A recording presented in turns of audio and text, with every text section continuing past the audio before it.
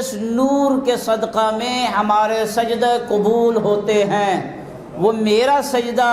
اس منزل پر نہیں ہے کہ وہ قبول ہو۔ میرا سجدہ، میری تلاوت، میرا سر پہ قرآن رکھ کے گریہ کر کے اعمال کو قبول کروانا،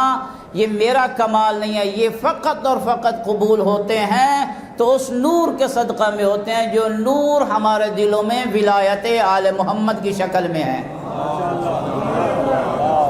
ہمارے پاس کچھ بھی نہیں ہے میرے دوستوں، میرے بزرگوں، عزیزوں، نہ میرے پاس اپنا سجدہ ہے، نہ میرے پاس اپنا رکوع ہے، نہ میرے پاس اپنا قیام ہے، میرے پاس کچھ بھی نہیں ہے۔ میرے پاس اگر سجدہ ہے تو میرے سامنے کربلا کے لقدق صحرا میں حسین کا آخری سجدہ ہے۔ میرے پاس اگر سجدہ ہے تو 19ویں ماہ رمضان المبارک کی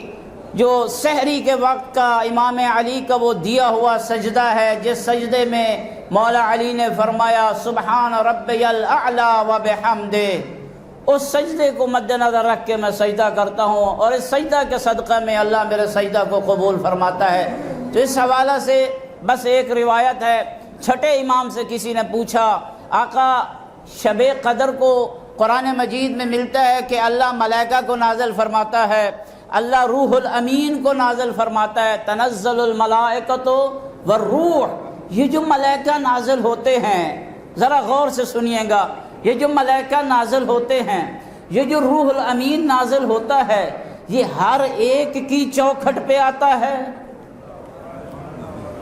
ہر انسان کے پاس وہ نازل ہوتے ہیں۔ تنزل الملائکہ، اللہ نے یہ تو فرما دیا کہ میں نازل کرتا ہوں، ملائکہ نازل ہوتے ہیں، لیکن اس آیت میں یہ نہیں ہے کہ نازل ہوتے کہاں ہیں۔ یہ چھٹے امام نے ارشاد فرمایا کہ آپ کیا گمان رکھتے ہیں، کیا اس قسم کے ملائکہ جو با کرامت اور با عظمت اور با شرف اور مقدس اور معصوم ملائکہ ہیں، وہ ہر فاسق و فاجر کے دروازہ پہ آتے ہیں؟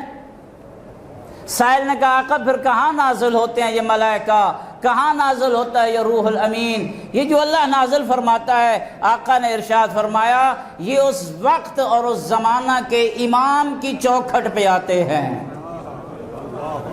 وہاں تشریف لاتے ہیں، اور وہاں پہ آپ تمام بنی نوع انسان کی تقدیرات کو لکھا جاتا ہے۔